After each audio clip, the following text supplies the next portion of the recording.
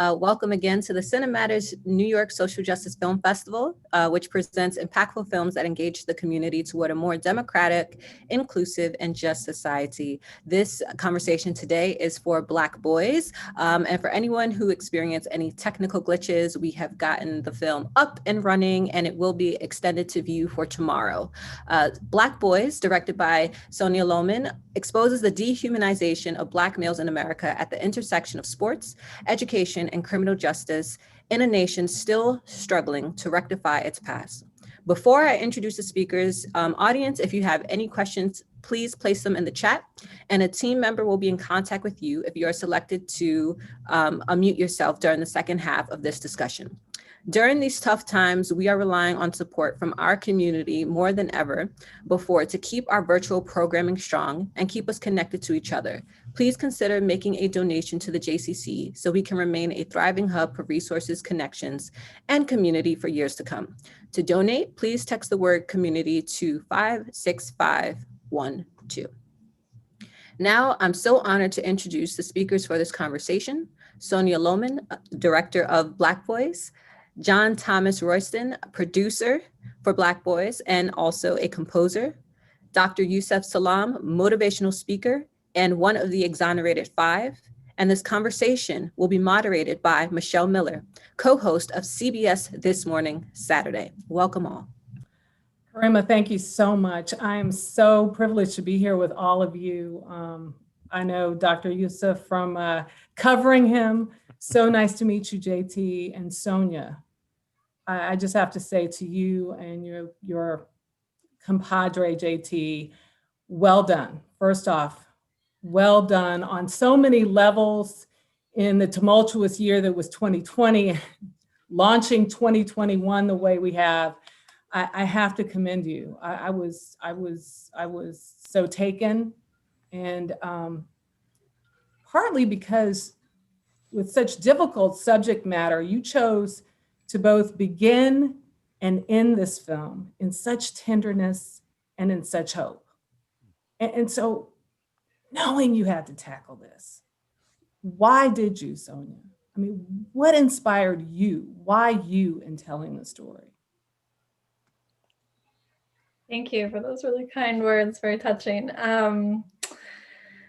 Well, so this is my second feature-length film. I did my first film while working at an educational organization. So after a career really focused on international issues and human rights issues around the world, I started learning about the education system here in the US and really discovering, I guess, just how the inequities of our school system shape so many of the other inequities in our society, in our systems, and how our schools are really setting young people up for these trajectories, largely based on race and income.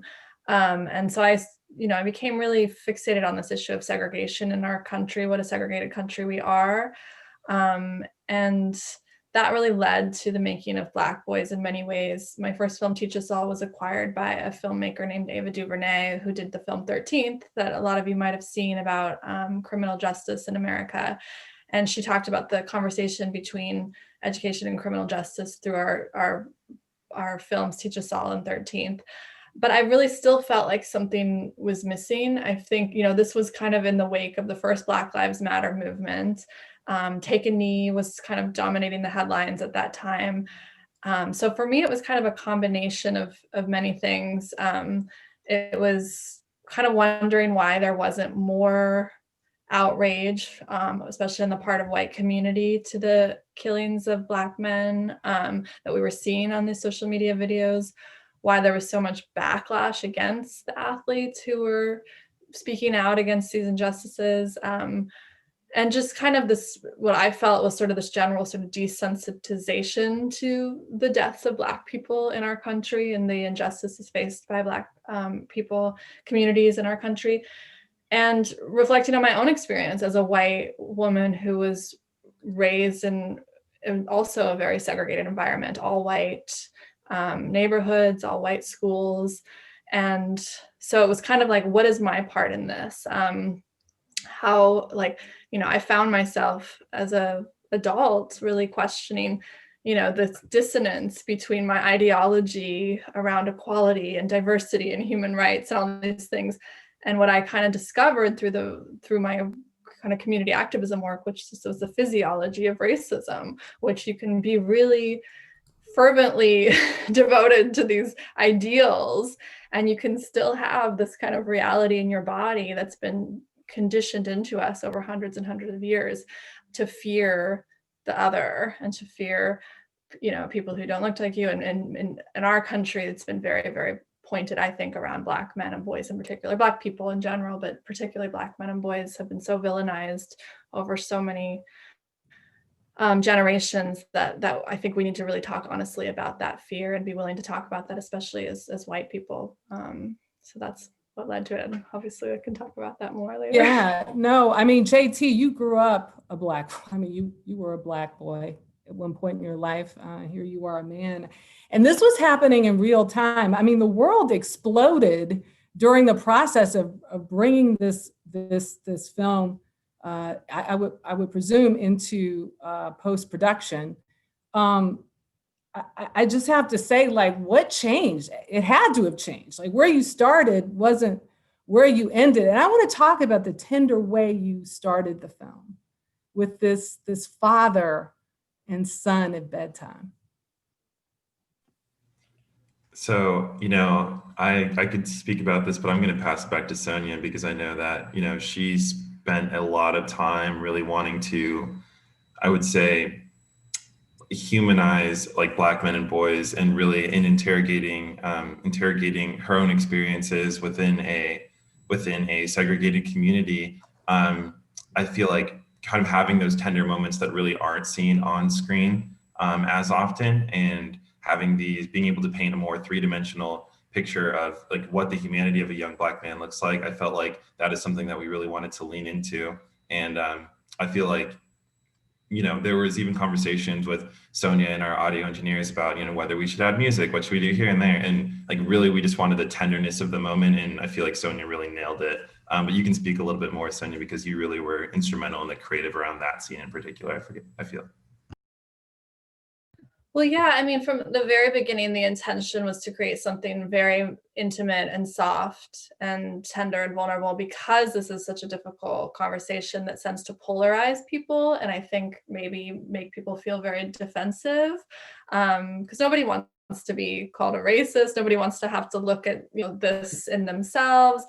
Everybody's uncomfortable talking about this stuff. And so, I think, as JT said, it was so important. This is a film that was so centered on humanity and the question of humanity, but also looking at the way that, Black men and boys have been portrayed in the media for so long, scary, violent, or sports players, strong, tough, like, hardened, like whatever it is.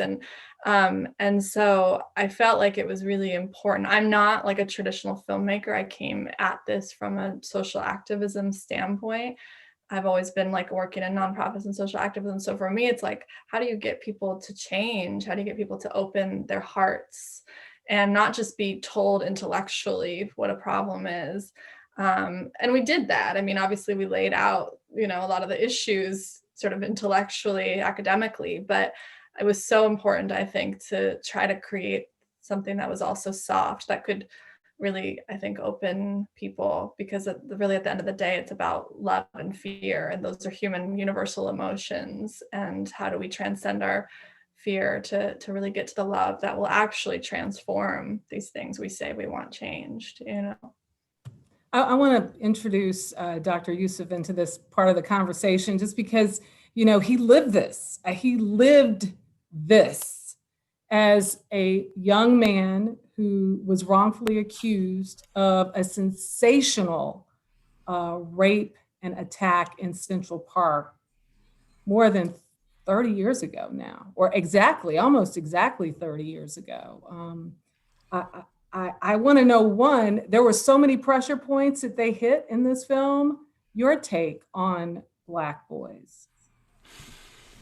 Black Boys is a very powerful tool to have the discussions and start the process of dismantling what it is. Because one of the beautiful things that happens, I think, in Black Boys, there's a statement that's made, but it's about something else. It's about the educational system, and it says windows and mirrors, where, you know, Black folks are given windows to look out and see everyone else enjoying and experiencing America, right? I don't even want to say freedom. I'm talking just America, right? Humanity.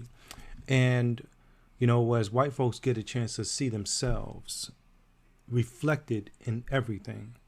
You know, the Central Park Jogger case, for me and for my brothers, I believe, was an awakening to what Malcolm X would call the American nightmare. It was the understanding at such a young age in the school. It was like a schooling at such a young age to know what it is that this is about beyond a shadow of a doubt. We were 14, 15, and 16-year-old children. And the fact that they gave that to us, and one of the beautiful things about today as we are celebrating one of our great heroes, right, is what they really did and what they've often done. And we see this played out through the stories in Black Boys, is that they want to take away your ability to dream. I don't even want to call it the American dream. I want to say really your ability to dream and what that means. And they want to replace that ability for you to dream with what they want you to begin to think about all of the time.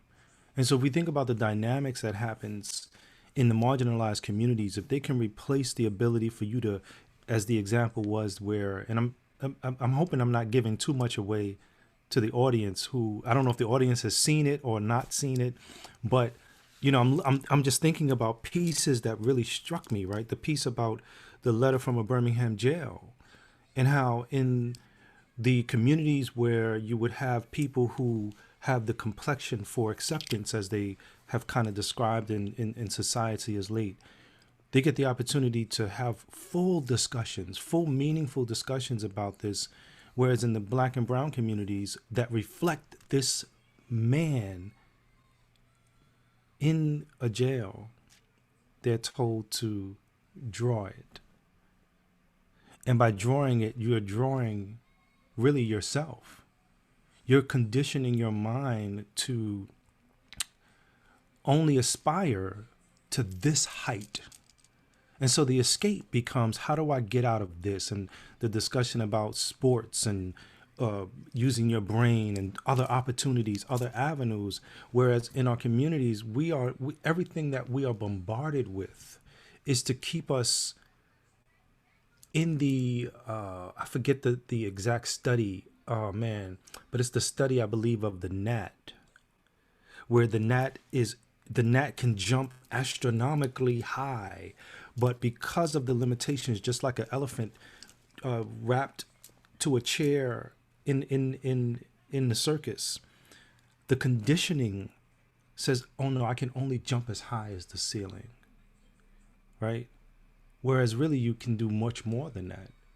And I was so blown away when one of the young students said, I'm actually smart.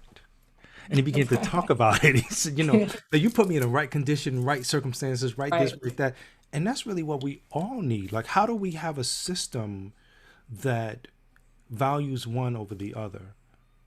And I think some of what was reflected and discussed in a way as a seed was the fact that this is really a caste system, but they don't want to speak about it from that perspective. And so the challenges that we face is looking at this and then saying, okay, now what do we do about it? But as we heard in the beautiful film, you know, it's really not for those who have been oppressed to figure out the way to dig America out. No, America has to start the process, because the same laws that are in place today are indicative of the same laws that were in place when slavery was legal on this continent. And it's because the fact that man makes law and therefore says this is good and this is bad. Right? The separation of church and state. So church is not there giving you the ultimate guide. Thou shalt not kill. You shall have no other gods before me, so forth and so on. It's like, but, if you're black, you're still 3/5 of a human being.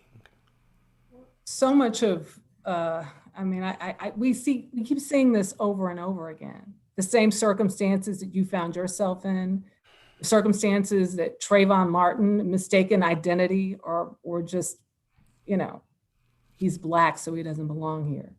The killings of George Floyd, Breonna Taylor, and no consequence to their death, to their maiming, to the mistakes that are made within the criminal justice system. The question of what was so resounding to me, that one, nobody cares, that was made. Two, nobody's listening. And the sense that, the pain that it inflicts on people. How did you come out of this, JT? Again, you were once that inquisitive, brilliant young man who has now produced this subject matter that is hoping to reach the folks who can change the system, the laws, the rules. How do you do that? What are you telling people? So similar to what Dr. Yusef said, when attacking this film in particular, it is such a high concept, right? And there's so much depth and so much weight to it. And so it really began with just the conversations and just the ability to just take these individuals, take like myself as a black man, other young black men, and really once again just humanize them and say, okay, this is what the usual depictions are. We're all very much aware, stereotypical athlete.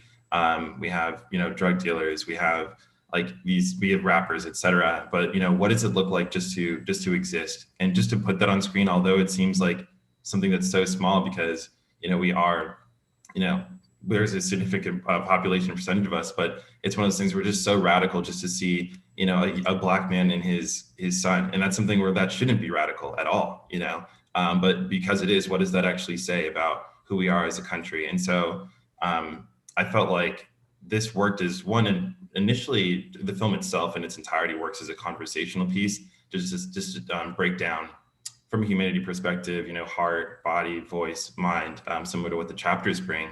But then just through the process of its creation, we also got to meet with so many different institutional organizations who are doing the great work. Dr. Yusef, you mentioned windows and mirrors. That's a theory that has been really propagated by Sharif El-Mekki, who he has the Center of Black Male Educator Development that we've been working with. And through that, we've been able to figure out not only how can we, affect change in the form of conversation via film, but also create things such as our new professional development platform called Front Lines of Justice, which what it does is it provides curriculum and materials that allow you to break down the film even more and learn more about, at every stage of, implicit bias or whatever it is, how can you have these conversations in a way that's going to enact change, not just at the kind of film topical level, but at, the heart level, and really be able to make these individual changes in education and otherwise. So, Sonia, I think about how you sort of shaped and molded this, because you're speaking to those who are, or maybe I should ask, are you speaking to two or three sets of audiences here? Yeah, this was a constant conversation throughout the film of who are we talking to, how are we, reaching, communicating with that audience, and it was a tension too, amongst the filmmaking team in some ways, because we all were coming from our own experiences and our own kind of have intentions around this, and I already alluded to kind of my own experience of being a white woman who kind of discovered, oh wait, I think I'm this liberal progressive activist, and I have this even fear inside me that's not overt and not conscious, and I don't want to have it, but where did this come from? And so for me, that was obviously a very strong motivator. It's like, how do we maybe hopefully have people who watch the film, white women or white people in particular, who might just sort of do what I did, which was like, I say Black Lives Matter. I might have even marched in the protests. I might be a very social activist, or maybe I'm not, but even those who really do feel like they're, kind of very much on the right side of history on this are we can still decondition ourselves. We can all be deconditioned further, and we all have to kind of look in the mirror to really, I think, do the change. And so there is that kind of, as Dr. Yusef said, it's like, the people who benefit from the privileges and the people who might not want to kind of look at how that they benefit from it, I think need to do that kind of self-interrogation. And then we're obviously also, along with what Dr. Yusef and JT have said, is it's a reimagining. I mean, if there's so much media out there that tells young Black boys, this is all you can be, you're the gnat that can only go this high, and you're just constantly bombarded with this messaging. So it's like, how do we make a film that's not only like, here's all the problems, but also like, oh my God, here's this beauty and this tenderness and this sweetness and this whole like spectrum of, humor and all these different things that just show other, Black boys. They can watch Greg Scruggs crying and tell themselves, oh, that's okay as a Black man to cry. Can I just throw a question in there, because I noticed something and it was very striking to me. I don't know, Dr. Yusef, if you felt the same way. When Sonia asked in that moment, you asked a question, and I believe it was the person you were just referencing about when he sees fear in white women's eyes. And it was at that moment you chose to show yourself. I don't know if you actively thought, okay, I'm gonna wait before I reveal who I am to the folks out in the audience. I was just really curious. I was like, wait, it kind of opened a different door for me. Dr. Yusef, Sonia, whoever wants, take it away. Well, I've been curious how you reflected on it, Dr. Yusef. Just to tell you in terms of intentionality, I mean, there was nothing really necessarily staged about that at all. It was actually a very organic moment. And it was a question I asked most people I interviewed, or a lot of the conversation had this part of it, because we're talking about fear, and I'm a white female. And if I'm talking to Black men and boys, they're saying, why are you making this film? And they want to know who I am. And so that conversation was very much a part of it. That was an interesting situation, because in no other interview did I have the camera on me. And for some reason, I hadn't met this young man, Tyrone, before. I had never met him. We were at a conference for young Black men and boys, and one of the teachers had recommended we talk to him. And I walked in and I was like, for some reason, the very last second, I just said to my cinematographer, like, put a camera on me. I'd never did that in any of the other interviews, because it was all supposed to be centered on their experience. And I didn't want, it wasn't about me, but for some reason I just put the camera on me. And so I didn't expect his reaction to be so strong. And we just happened to have a camera on me. It wasn't even premeditated at all. And then when you get into editing, you have to kind of go between angles of a camera, and we only had the one angle of him and we had the angle of me. So it wasn't like I orchestrated that or ever even intended to have myself on screen actually at all. But it was this kind of moment that was so powerful that I think, so we kind of just went with it. But Dr. Yusef, I'm curious. For me, though, it was a revelation of who's telling the story. And it came midway in the movie, in the film. And I was like, then I was curious, like all these questions popped up into my head, as I'm sure that your subject matter threw at you. And I just wanted to hear what Dr. Yusef's, how it informed him. I think one of the beautiful parts about it is it's almost like the intuition when you know you're not supposed to go down that dark alley, but the antithesis of that. And what I mean by that is this, when the creator speaks to you and it's this feeling inside where you're like, no, it's right. Like something happened in that moment. And I'm just talking just from a spiritual side of things, where you said, let me put the camera on me, or, hey, put the camera on me, not knowing what was going to happen, and I'm just kind of not necessarily regurgitating what you said, but I'm thinking about it also as okay, now this is the background story to this piece, right?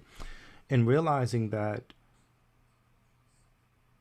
we all have a moment in this time in America where we can use our privilege to help others. And in that, you can see the Black bodies talking about the humanity that they have been denied. But then to see a person who reflects, right, America. Right. The messenger matters, is my point. The exactly. messenger sometimes matters, because what I've learned, Dr. Yusef, is that in telling stories, I just told a story, and I don't mean to get off point, but I told a story where it was a white man talking about white supremacy, right? Writing a book about lies that totally changed history in terms of voting and representation. So Sonia, I never meant to say you orchestrated anything. It was just like, it was so perfectly dropped in, it like intuitively, as you mentioned, and it happened intuitively, as you said, but it informed me of something. And I'm wondering if it informed some other audience member in a way, like they took ownership, because there was something else. The player, the Eagles ally, I call him the Eagles ally, who said, nobody wants to be called a racist, right? You had nothing to do with this. So a lot of us didn't have anything to do with how this system was set up, but you can't ignore it. And I've never been able to figure out how to put it into, he informed me in a way that just took me a place. And so what I'm saying is that where do you hope we go from here? People are going to watch the movie. What do they do? What do they do with this? And I think that's what folks, JT and Sonia, are looking for. How do we make a difference? We've seen this over and over again. We see it happening. We don't want it to happen anymore. So what can we do? Take us to the next step. So I'll hop in, and then Sonia, I'll let you go for it. This morning we were on another panel, and we were talking about the burden, and so we were talking about the burden of really systematic racism and where that lies. And I feel like when it comes to for Black creators, a lot of times it lies in we tell our own stories. You know what I mean? We need to change this narrative, et cetera. And I feel like that moment, just to kind of press into this, what we were just discussing, that moment was really powerful, because this is a moment where, okay, that kind of flips that narrative on its head slightly. You have a white creator who's facilitating Black stories, right? And so, like, what does that actually mean, right? And I think that, like, what it meant for me is, okay, well, this is someone who is seeing the burden of there not being enough representation within the community. There's not enough like humanistic representation in this community. So how am I going to rally around as an ally, as a co-conspirator, and to highlight these individuals? And I felt like it was done very intentionally, in the sense that there was other than Chris Long, I don't believe there were any other white voices. It was really just Black men speaking about their own experiences without white-splaining, or without having this a white person like anecdotally explaining for white people, like, this is what this Black person means, and I felt like that was one of the reasons why it was so powerful. But to circle back and answer your question, I believe that there are kind of two takeaways, and one are for allies and co-conspirators in particular, and the other is for the Black community and young Black men and boys. So for the allies, I believe you're constantly placed in situations where you see the burden that your Black brothers and sisters have to endure, And, you have the choice whether to remove that burden and to take on the responsibility of helping, change that narrative in tandem with them and lockstep with them, or you don't. But I feel like what this film does is it gives, these different areas of conversation where you can kind of recognize that where that burden might occur and attack those. And similar to what Chris Long was saying. And then for the Black community, I believe it's really about, the breadth and depth of understanding of your own identity and being able to really dive into, your personal narrative, your personal story, all the, I would say not being limited by the way in which you're perceived, whether like on your day-to-day or whether through media. I mean, from my perspective, one of the best scenes in that film was the ballet dancer in the cotton field. And although it was powerful for a strong metaphoric reason, the other thing was I'd never seen many Black male ballet dancers. I mean, until I moved to Brooklyn like last year. But like before that, I had not seen very many Black male ballet dancers. And I felt like that was just this, it was a great representation of like what it is that we could be. Really from the interrogation of our emotional, like internal emotional landscape, because like usually Black men are seen as hard. They are seen as something that's to be afraid of, or they're seen as someone who's, they're seen as athletes and something to be conquering something else. When in actuality, there's so much more than that. And I feel like these depictions really allowed the audience to take that in and kind of make that decision for themselves. So. Sonia, your thoughts? I mean, beyond that, because I mean, like as we said, there were so many audiences that you're speaking to, and just where do you go from here? Well, I mean, I think one of the reasons, one of the things that, we really wanted the film to do is to, as JT said, kind of create these sort of conversations. I think for me, it's almost like, yes, we can talk about the really systemic changes that need to happen and these issues at a macro level, but I feel like that gives us kind of an out also a lot of times, because I mean, as we saw, like obviously last summer, woke a lot of people up, but I think kind of even leading up to that, there was still this sense of like post-racism. There was this kind of like, well, we dealt with that. We had the civil rights movement, we voted for Obama, whatever it was, there was still this kind of idea that racism was like kind of something out there, and it's something that's kind of still a problem in the South, maybe, or, whatever it is, whatever we tell ourselves, that I'm not really a part of the problem. I don't like the problem. I wish it wasn't there, but it's this sort of systemic structural thing.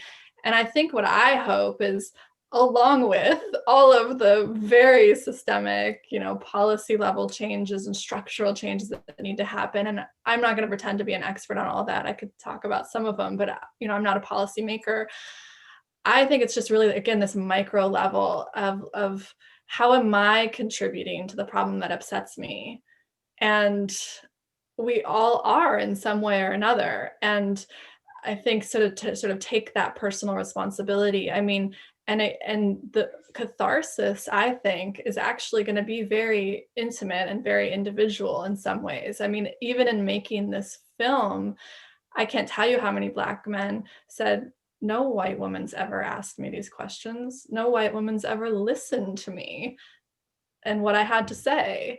And even that act of listening was so healing. It was almost like every interview was a therapy session for both sides, because we're just listening. And I shut up most of the time. I just listened, and that's a big message of this too, is like, is how healing just listening can be. Because you talk to Black boys you saw in the film, they're so excited to tell you how they see the world and what they want to be, and how, and their dreams, and what, and how they perceive things and how they experience things. People, would say to me, like, how did you get them to open up? I'm like, what are you talking about? I didn't do anything. I just listened. Like, they're fully there with their personalities and their experiences and their, like, you just need to listen sometimes, and you need to connect with the other's humanity. And I think probably everybody on this call, really values the the universal kind of, things like love and listening and healing and humor and all these things that connect us, across any of our differences.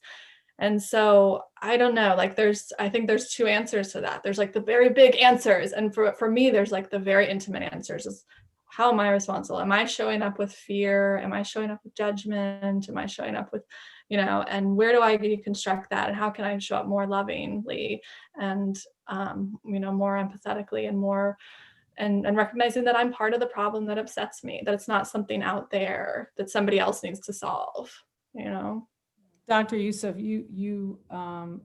if you haven't healed, you're in the healing process and you're moving forward. For all the audience of young Black men, or for that matter, all Black men,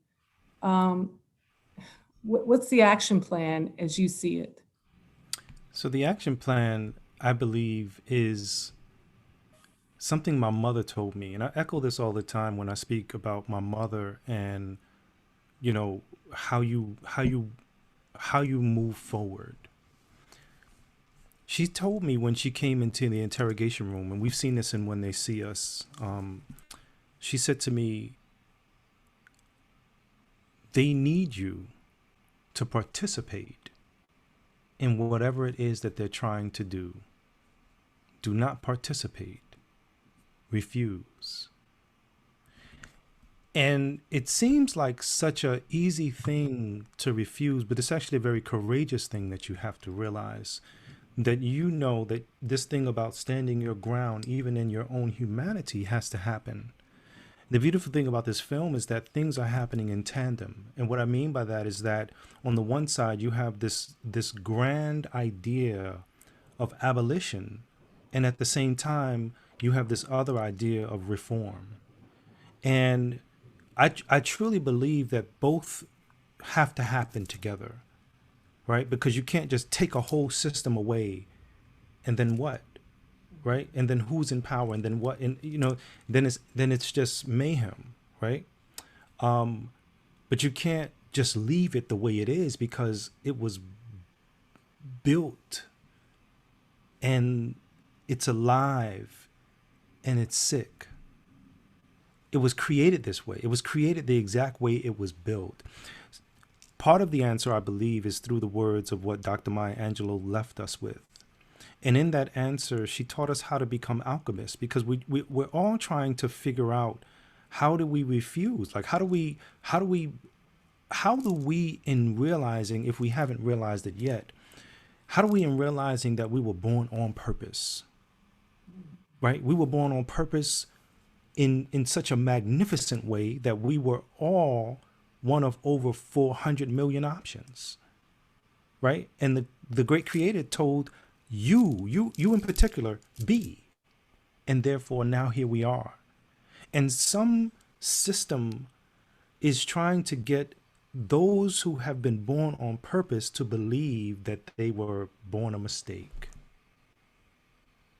And what happens when you believe you were born a mistake? You begin to move throughout your life as if you are a mistake. But as soon as you change your thinking, right, you straighten your back. You say, hold on. I mean, and you don't have to do, and the beautiful thing about it is this, right? What disturbed me was the very images of Black bodies that these young boys represented were the same very images that were being used against them. And it wasn't like you can change the way you look or any of that.